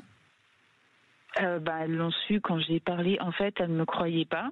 Quand j'ai eu 14 ans, j'ai fait mon anorexie. En fait, j'ai dit à ma mère, mais elle ne me croyait pas. Elle disait que c'était des papouilles, que personne ne voudrait, un adulte censé ne voudrait caresser une poitrine qui n'est pas formée, tout ça. Et en fait, ayant des soucis de santé, une de mes tantes paternelles m'a envoyé un message, un SMS en me disant « Moi, je te crois parce que moi aussi ». Et j'ai transféré ce message sans son accord à ma mère et à ma sœur. Et de là, elle m'a cru et ma maman est rentrée. Elle est dans une dépression, enfin, elle a un traitement de cheval aujourd'hui. Hein. Parce que jamais elle se serait imaginé ça. Parce qu'en fait, c'était ma grand-mère qui me gardait beaucoup. Mon père me laissait là-bas. Alors, malheureusement, tout ce que vous dites, ce sont des choses qu'on a déjà entendues, malheureusement. Peut-être, Brigitte, vous nous donnerez les chiffres après de l'inceste, du viol. C'est vrai que les femmes violées ont honte parce qu'elles portent la responsabilité du viol. Et dans les cas d'inceste, c'est vraiment le viol dans le viol, le tabou dans le tabou, parce que c'est absolument insupportable que ça vienne de quelqu'un qu'a priori vous aimez. Anne, Marlène parle de la peur et de la tétanie. Je pense que toi, tu aurais quelque chose à dire là-dessus, sur la tétanie. Je pense qu'il y avait un petit problème de liaison, mais là, ça va mieux. Je n'entendais pas tout, mais absolument, Marlène, ce que vous avez... merci de votre témoignage, déjà, bien sûr. Mais effectivement, quand on a eu très peur, comme ça, avec l'inceste, le corps, on garde une trace. Et dans le livre, on parle de la théorie polyvagale, qui est en fait pour redonner au corps, parce que même s'il y a un travail cognitif, psychologique, etc., il y a cette empreinte de la peur dans le corps et les positions de survie de notre système nerveux autonome, en fait, qui se met en marche. Et donc, quand on se fait violer, agresser, incestuer, le corps se fige. Vous avez employé ce mot parce qu'effectivement, on se désassocie. C'est une position dans le corps pour nous protéger. Donc on se coupe de soi vraiment pour survivre. Et la honte, quelque part même, agit. On peut avoir dans l'ambivalence de la honte parce que si on n'avait pas honte, peut-être qu'on se rebellerait contre un parent. Mais on ne peut pas parce que ça sera encore pire et on sera encore plus violé ou agressé. Donc, c'est votre corps, il a fait son job, il vous a mis en sidération. Et je vous invite vraiment pour vous sentir en sécurité, pas intellectuellement, cérébralement, mais dans votre corps, de faire un travail avec, entre autres, en plus de la théorie polyvagale. C'est-à-dire apprendre à votre corps à ressentir de la sécurité par rapport à l'anxiété et à la peur, pour briser cette chaîne. Parce qu'effectivement, un travail thérapeutique, à un moment donné, se bloque. C'est toujours la question de revenir au corps. Et puis, écoutez, Marlène, je crois qu'il y a une chose qui est vraiment importante à dire, et je le dis aussi pour tous ceux qui nous écoutent. Vous avez aussi eu honte quand votre père vous a vu, et ça fait, ça multiplie la puissance infinie cette honte. Donc, je crois que c'est merci en tout cas. Moi, je suis très émue de vous avoir entendu, Marlène, et je vous en remercie. Je crois qu'on ne le dira jamais assez. L'inceste est le pire des crimes. Et il serait bien que la société fasse quelque chose d'un peu plus souvent. Marlène, je vous embrasse fort et puis on fait une petite pause et on se retrouve dans un instant. Merci Marlène. Venez apporter votre témoignage et réagissez à l'émission en appelant dès maintenant le 0826 300 300. 14h-16h, Brigitte Lahaie, Sud Radio. Cam4.fr, le plus grand site de webcam live réservé aux adultes. 14h-16h, Brigitte Lahaie, Sud Radio. Et nous parlons de la honte aujourd'hui avec Elisabeth Cadoche et Anne de Montarlot qui sont avec nous à l'occasion de la sortie de ce livre, La fabrique de la honte, aux éditions Les Arènes. Je crois qu'on va continuer plutôt sur la culpabilité avec vous, Chantal. Bonjour. Oui, bonjour. Donc c'est Chantal. Mais permettez-moi, si vous voulez, si vous voulez bien, mais bien sûr. Suite au témoignage de Marlène qui m'a beaucoup touchée, je lui souhaite beaucoup de courage et beaucoup de force, parce que elle en a, je pense, besoin. Mais on est tous d'accord avec vous, Chantal, bien sûr, bien sûr. Et merci pour elle. Merci. Donc moi, je vais parler de quelque chose qui est moins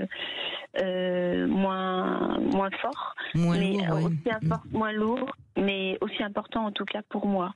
Donc je prône pour la liberté en général. D'ailleurs, j'ai décidé de vivre seule pour être soi-disant libre, et pourtant je suis enfermée dans une culpabilité et aussi de la honte, mais une culpabilité qui dure depuis des années.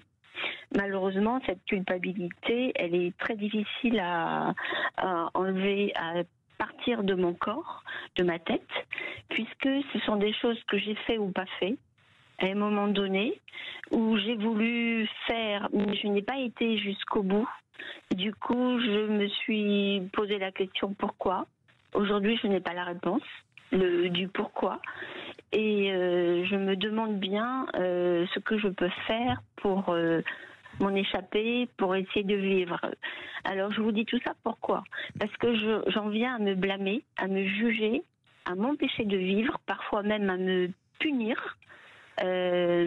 Jusqu'à m'auto-accuser. D'accord, mais alors vous allez nous dire ce que vous avez pas fait ou ce que vous avez fait pour qu'on en parle ensemble.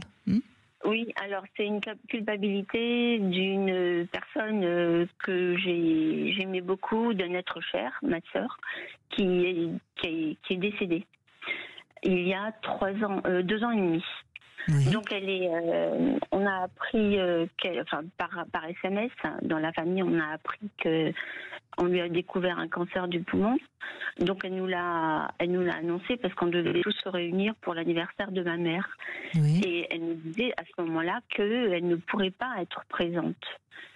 Et une semaine après, je lui ai demandé de venir, bien sûr, de venir auprès d'elle pour lui rendre visite. Elle avait refusé parce qu'elle ne voulait pas qu'on la voie comme ça se dépérir.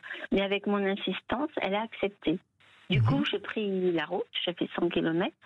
Je suis allée auprès d'elle, je suis arrivée vers 11h30. Nous avons mangé. J'avais amené de quoi manger. Et puis, je ne sais pas pourquoi, alors qu'elle avait envie de parler, elle était contente que je sois là, elle avait envie de parler de son état. J'ai squeezé. J'ai fait comme si je n'y croyais pas. Je ne sais pas jusqu'à aujourd'hui ce qui s'est passé dans ma tête. Peut-être que j'ai compris qu'il était tard quand je l'ai vu qu'elle avait beaucoup maigri. Et puis à 5h, j'ai prétexté qu'il fallait que je rentre et je suis partie. Elle m'a accompagnée à la porte. Oui. J'étais dans la voiture. Je l'ai vue pleurer.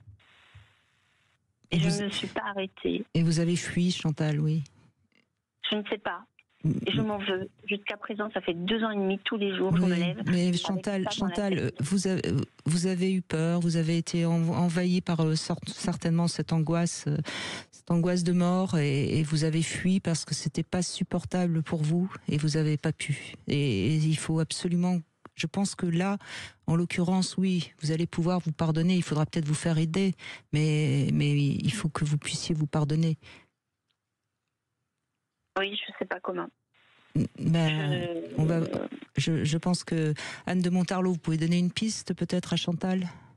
Non, mais vous avez raison. Je pense que pour vous, Chantal, c'était pas supportable, concevable de pouvoir concevoir, de pouvoir entendre qu'elle avait la menace de mort en elle. Et c'était peut-être pas possible. Vous savez, parfois, on ne peut pas faire face à des choses que l'on n'est pas prêt à entendre. On n'est pas des machines, et il faut avoir une certaine compassion envers soi-même pour après pouvoir se pardonner. essayer de comprendre pourquoi vous avez agi comme ça, sans vous juger surtout. Et d'accepter que vous avez une limite. Bah oui, que vous avez une limite, que c'était pas possible. Et que il aurait fallu un peu plus de temps pour métaboliser le fait que votre sœur ait un cancer et puisse mourir. C'est colossal, ça, Chantal. Donc, c'est pas une petite nouvelle. Donc, il faut vous... Oui, ça fait 3 semaines, en fait. Bah oui, donc c'était une défense. Ce qui s'est passé en vous, c'est une défense. Votre corps et votre esprit s'est défendu pour gérer l'instant. C'est ça qui s'est passé. Donc, il faut... Chantal, voilà. je vais vous prendre un petit exemple tout simple, hein, mais qui va vous permettre de comprendre. Vous savez, il y a beaucoup de personnes, quand il y a des images d'enfants qui sont en train de mourir de faim ou de guerre, qui zappent, qui ne veulent pas regarder parce que c'est insupportable pour eux de regarder. Vous voyez, on est des êtres humains et on a tous nos faiblesses, nos fragilités.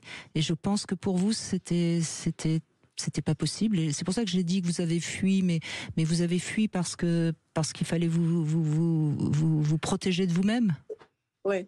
Et c'est une position de survie, justement. Chantal, il faut comprendre que votre système nerveux autonome, c'est très important pour la culpabilité, c'est mis en marche pour vous protéger, ok, sur le moment. Donc, on a la fuite, on a le combat et on a quand on se fige. Ça, c'est des positions, si vous voulez, dans votre corps qui sont inconscientes et qui se mettent en place pour nous protéger. Et on choisit pas d'ailleurs quand on est, par exemple, des gens qui vont voir une femme se faire violer dans un RER. On comprend pas qu'il y ait des personnes qui fuient, on comprend pas qu'il y ait des personnes qui soient hypnotisées, et on comprend, en revanche, évidemment, qu'il y ait des personnes qui vont défendre la pauvre femme. Mais personne ne choisit ce qu'il va faire. Vous comprenez, Chantal ? Exactement. Oui, mais moi j'ai tendance à me dire, mais d'accord, peut-être de mon côté c'était peut-être la réalité, mais quand je me mets à la place de ma sœur qui avait besoin d'un soutien et d'une présence, elle avait envie de parler de sa maladie et qu'elle allait... Il y a des thérapeutes pour ça, Chantal, c'est pas votre rôle. C'est pas votre rôle.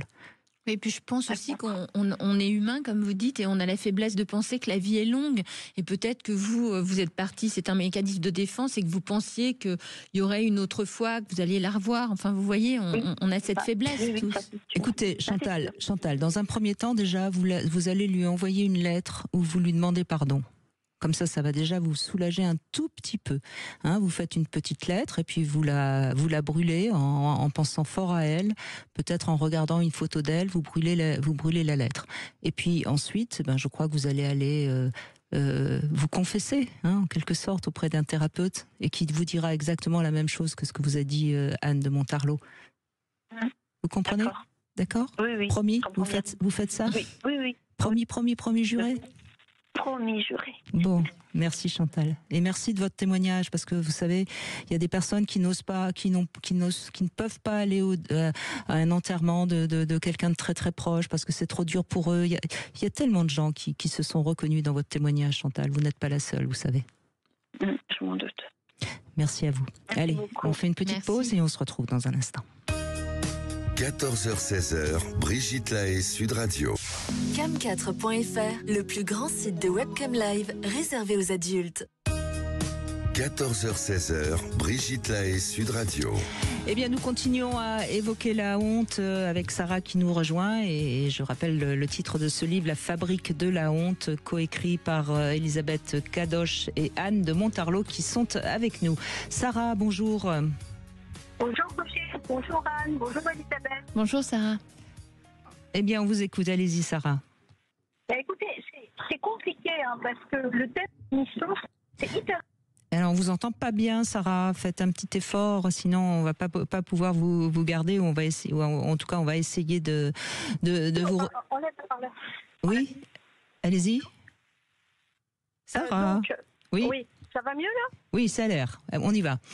Voilà, alors c'est un sujet intéressant parce que pour moi, la honte, c'est quand on a fait quelque chose de mal. En général, alors je veux vraiment pas me mettre en avant par rapport à toutes les personnes qui sont intervenues avant moi, mais moi je me débrouille pour ne pas avoir honte. C'est-à-dire que je supporterais pas de faire quelque chose de mal. Donc je fais tout ce que je peux pour ne pas faire de choses dont je pourrais avoir honte. Alors là, la définition est peut-être subjective. Mon fils me dit des fois, mais t'as pas honte, maman? Mais je dis non, j'ai rien fait de mal. Mais des fois, je m'interroge en me disant sur la réception. C'est-à-dire que moi, je n'analyse pas ce que j'ai fait comme mal, mais je me dis, est-ce que la personne en face de moi l'a analysé comme moi? C'est ça le problème. Et c'est là où on est des fois dans le doute. Mais la dernière fois que j'ai eu honte, j'avais 9 ans. Et j'avais peinturluré la maison en maison de fantôme, et je ne savais pas que la vieille cuisinière qu'on avait, qui avait des problèmes de hanche, avait travaillé comme ça toute la journée pour nettoyer la maison, pour s'y installer. Je ne savais pas. Et mon père nous a appris ça. On a eu des coups de ceinture. Il s'est mis dans une colère noire. Moi, je pleurais non pas à cause de la douleur, mais à cause de la honte, parce que j'avais manqué de cœur envers cette femme. Et c'est la dernière fois où j'ai eu vraiment honte. Depuis, des fois, je me dis, mais est-ce que j'aurais dû faire comme ça? Mais en général, par exemple, les gens que j'aime, je les accompagne à fond. Et j'essaye justement de ne jamais regretter ce que je fais. Je ne veux pas me mettre en avant. Je vous dis ce que j'essaie de faire. Non, mais votre témoignage, moi j'adore votre témoignage, Sarah, parce qu'on voit bien à quel point ça remonte à loin, cette nécessité de tout faire pour ne plus avoir honte. Et ça nous renvoie presque à ce qu'on disait tout au début, finalement. Hein. La honte, elle s'inscrit dans l'enfance. N'est-ce pas, Anne de Montarlot? Ah, on a aussi un problème avec Anne. Oui, la honte fait reprendre le temps qu'Anne revienne. La honte s'inscrit dans l'enfance. Ça arrive à tout le monde, d'ailleurs, aux enfants, aux adultes, etc.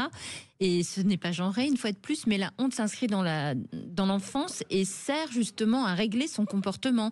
Donc c'est ce que vous avez fait, Sarah, vous faites en sorte de ne pas avoir honte. Malheureusement, dans la vie, il y a des situations où on nous fait honte, puisque la honte naît du regard de l'autre. La honte naît c'est un sentiment d'indignité, le fait de ne pas de penser qu'on n'est pas aimable, dans le sens de digne d'être aimé. Et donc, si vous êtes victime de quelque chose ou d'une situation où je pense notamment, on vient de l'évoquer, aux victimes de viol ou de violence conjugale, elles ont honte. Et pourtant, ce sont elles les victimes. Donc, vous voyez, la honte, c'est pas forcément quelque chose qui vient avec l'action ou avec les mauvaises actions. Même si, à l'origine, vous c'est l'origine de votre honte et c'est la seule honte que vous avez eue. Vous avez reçu des coups de ceinture, donc je pense que ça vous a bien marqué aussi. Mais c'était pour ne plus jamais avoir à subir ça et parce que vous aviez manqué de cœur envers cette pauvre cuisinière que vous avez éprouvé de la honte et vous ne vouliez plus être dans cette situation qui était désagréable. Donc, oui. Vous faites en sorte. Et on peut même penser, Sarah, que à ce moment-là, vous avez eu, enfin, ce que vous racontez, c'est très mélangé parce que malgré tout, la violence de votre père, c'est pas anodin non plus. Hein. Donc ne vouloir vous souvenir que de la honte que vous avez eue vis-à-vis de la cuisinière, c'est aussi une manière peut-être d'éviter de souffrir de cette humiliation que vous a fait subir votre père, parce que c'est quand même... J'ai pas du tout vécu ça comme une humiliation, bien au contraire, je remercie mon père, il était extrêmement embêté, il était furieux parce qu'on avait manqué de cœur, parce qu'on s'était conduit, qu'on était plusieurs. Oui, mais qu'il vous ait... Non, mais Sarah, excusez-moi, mais qu'il vous ait grondé, admettons, mais qu'il vous ait violenté, c'est pas tout à fait supportable. Je le méritais, et je vous assure que si un enfant m'avait fait ça, j'aurais peut-être pas fait avec la ceinture. Enfin, mon fils a pris quelques petites tapes sur les fesses quand il était petit. Mais je suis désolée, moi j'ai pleuré pas de douleur, j'ai pleuré de honte. Excusez-moi, Sarah, mais je suis obligée de rappeler qu'il y a une loi aujourd'hui qui empêche tout acte violent sur un enfant. Donc je suis obligée de rappeler la loi quand même. Oui, mais c'est fini, il a 17 ans maintenant. Oui, bien sûr, c'était avant la loi, mais je suis pas là pour vous culpabiliser non plus, Sarah. C'est pas ce que je veux dire. J'ai dit que j'étais obligée de rappeler la loi, c'est mon rôle et c'est important.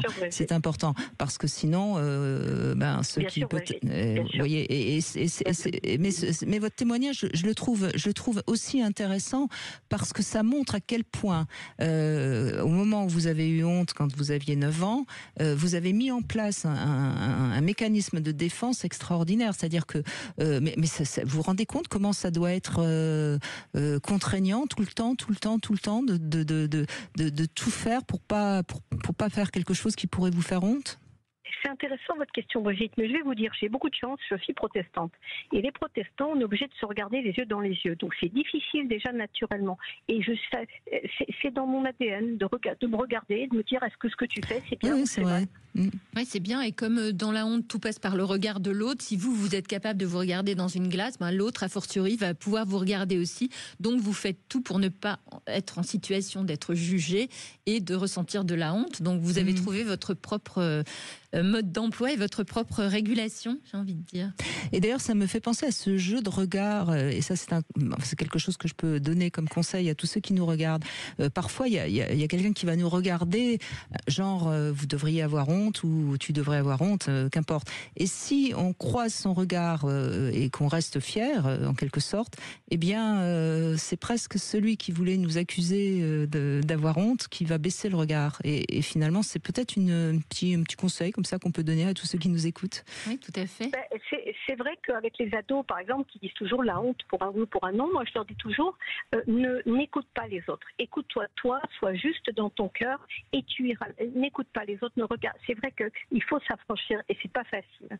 Non, c'est pas facile de s'affranchir du regard des autres. Et puis chez les ados, quand on dit c'est la honte et t'as pas honte, c'est aussi que le mot est un peu dévoyé et ça rejoint pas toujours la réalité. Bien sûr. C'est plus l'embarras, voilà, des choses qui gênent. Et puis les ados, on les entend, hein, même pas honte, ça c'est aussi une phrase qui les rassure. Est-ce qu'on a retrouvé Anne de Montarlot ? Est-ce que vous m'entendez ? Oui, ça y est, on vous entend. Excusez-nous, on avait un petit souci. Allez-y, vous avez sans doute envie de réagir aussi au témoignage de Sarah. Oui, non, mais ce que je voulais réagir surtout, mais Sarah a expliqué un petit peu le contexte aussi protestant. Je pense que ça donne un espèce de mode d'emploi aussi, un cadre. Mais le châtiment corporel, je pense que vous avez mis en place, mais bon, un gros mécanisme de défense, comme disait Brigitte, je suis assez d'accord avec ça. Mais maintenant, vous avez réussi à faire une alchimie et de vivre ça plutôt bien. Donc, c'est ce qui compte à la fin. Oui, c'est ce qui compte. Vous allez bien. On vous sent bien. Hein, vous êtes une belle personne, comme on dit dans cette émission. Hein, Sarah. Merci, mesdames. Ben non, mais merci à vous. Merci à vous. Il nous reste un petit peu de temps. Quels seraient les conseils que vous pourriez donner toutes les deux à ceux qui nous écoutent pour justement un peu dépasser, même si on a bien compris que la honte c'était presque une seconde peau. Alors moi, je vais peut-être commencer par des conseils d'ordre général. Aujourd'hui, on a la chance d'avoir beaucoup de ressources. On a des podcasts, on a des livres à notre disposition, on a des groupes de parole, on a beaucoup de choses. Et donc, il faut s'en servir absolument. On nous demandait si c'était pas générationnel, cette histoire de honte, si finalement les jeunes, ils étaient pas très au courant du consentement et de toutes ces choses-là. Alors, c'est vrai, les jeunes sont très au fait de ce qui se passe, mais malgré tout, les jeunes, ils vivent avec les réseaux sociaux. Et sur les réseaux sociaux, règne le poison de la comparaison et c'est très difficile de s'affranchir de la honte que ça peut générer. Donc, utiliser les réseaux sociaux en sachant que c'est une vitrine et que c'est un miroir aux alouettes, et puis ne pas hésiter à utiliser toutes les ressources dont je vous parle. Oui, mais le harcèlement aussi peut provoquer beaucoup de honte. Bien sûr, il y a un homme avec son fils ou sa fille, je ne sais plus, qu'on montait une association contre le harcèlement parce qu'en fait, son enfant avait mis du temps à lui dire qu'il était harcelé parce qu'il avait honte. Bien sûr. Donc voilà, bien sûr, mais voilà, on a beaucoup de ressources et n'hésitez pas à les consulter. Et puis Anne, je vais peut-être te laisser aller plus dans le mot les de la conseils, fin, Anne de Montarlot. Dans les conseils psy. Le mot de la fin, moi j'ai envie de dire qu'il faut surtout pas oublier qu'on vient au monde en étant digne d'amour et d'acceptation. Ça c'est très important parce que la honte, on a tellement peur de se faire rejeter. Donc à la naissance, vous avez ce droit-là, ne l'oubliez pas. C'est un peu votre étoile du berger. Et n'hésitez pas également à vous reconnecter à votre corps pour y trouver plus de sécurité. Ce n'est pas que mental. Retrouver la sécurité dans le corps par rapport à tout ce qui est somatique, polyvagal, etc. Et abuser d'autocompassion pour vous pardonner, pour que vous arrêtiez de vous auto-saboter. Parce que quand on a honte, on s'auto-sabote. On a honte encore plus. Voilà, et Donc, puis voilà. et puis je crois qu'on l'a dit, hein, tous les enfants sont chouettes, hein, et s'ils ont plus ce sentiment qu'ils sont chouettes, c'est forcément parce qu'il y a eu des injonctions parentales ou à l'école d'ailleurs, hein, parce que voilà, donc il faut retrouver son âme d'enfant qui était chouette quand on vient au monde, hein, bien sûr, c'est important. Voilà, et puis on pourra parler de toute façon dans d'autres moments de la honte ou de la culpabilité dans cette émission évidemment, mais ce qui est important et ça je crois qu'on en parle tout le temps, il faut avoir une bonne estime de soi, une bonne confiance en soi, et ça c'est pas toujours facile, mais ça se répare, hein, ça se répare petit à petit bien sûr, mais petit pas par petit pas. Oui, la confiance en soi, c'est ce qu'on dit nous, c'est la politique des petits pas. On va pas tout d'un coup faire quelque chose d'extravagant si on a un naturel timide ou si on a vécu quelque chose de difficile. En revanche, faire un petit pas, comme vous dites, après l'autre, avancer, être indulgent, pratiquer l'autocompassion, enfin tout ce qu'on a dit, ça c'est important. Voilà, et puis dans ce livre, la fabrique de la honte aux éditions Les Arènes, vous avez beaucoup de choses dont on n'a pas parlé, mais je vous invite, si vous avez l'impression d'être un petit peu trop habité par la honte, eh bien n'hésitez pas, ça vous donnera beaucoup de pistes. Merci en tout cas beaucoup, merci à Sarah d'abord, et puis merci Anne de Montarlot, merci beaucoup aussi Elisabeth Kadosh, et merci, puis ce livre, il y a un sous-titre, Enquête sur une émotion qui enferme les femmes. Donc, on a eu que des femmes, mais on l'a dit, hein, c'est également quelque chose qui peut entraver les hommes. Donc, voilà, on n'a pas eu d'hommes qui témoignaient, mais c'est le hasard du direct. Tout de suite, vous allez retrouver Alexandre. Pardon, oui, c'est vrai. Merci, je vois qu'il y a quelqu'un qui suit, c'est mon réalisateur. Tout de suite, vous allez retrouver Marie pour C'est votre avenir. Et puis demain, nous serons avec Christian Jamin, gynécologue, endocrinologue. Eh bien, on va aborder cette question dont on a beaucoup parlé il y a une quinzaine de jours. En effet, la fertilité, enfin plutôt la natalité baisse en France. Eh bien, avec notre gynécologue Christian Jamin, on va se poser la question, pourquoi les femmes ont de moins en moins de désir d'avoir des enfants? Quelles sont les raisons? Et puis, bien sûr, on compte sur tous vos témoignages pour nous expliquer pourquoi vous avez fait ce choix de ne pas avoir d'enfants, ou si vous vous posez la question, on pourra en parler ensemble, voilà. Et puis on n'en a pas parlé d'ailleurs, tiens, mais il y a aussi beaucoup de honte chez les mères. Autour de la maternité, c'est fou. Oui. Déjà, il y a une honte autour de l'infertilité, parce que c'est une injonction tellement prégnante dans notre société d'être mère. Oui, voilà, pas être capable d'être mère. On a l'impression que votre corps vous trahit, et c'est terrible.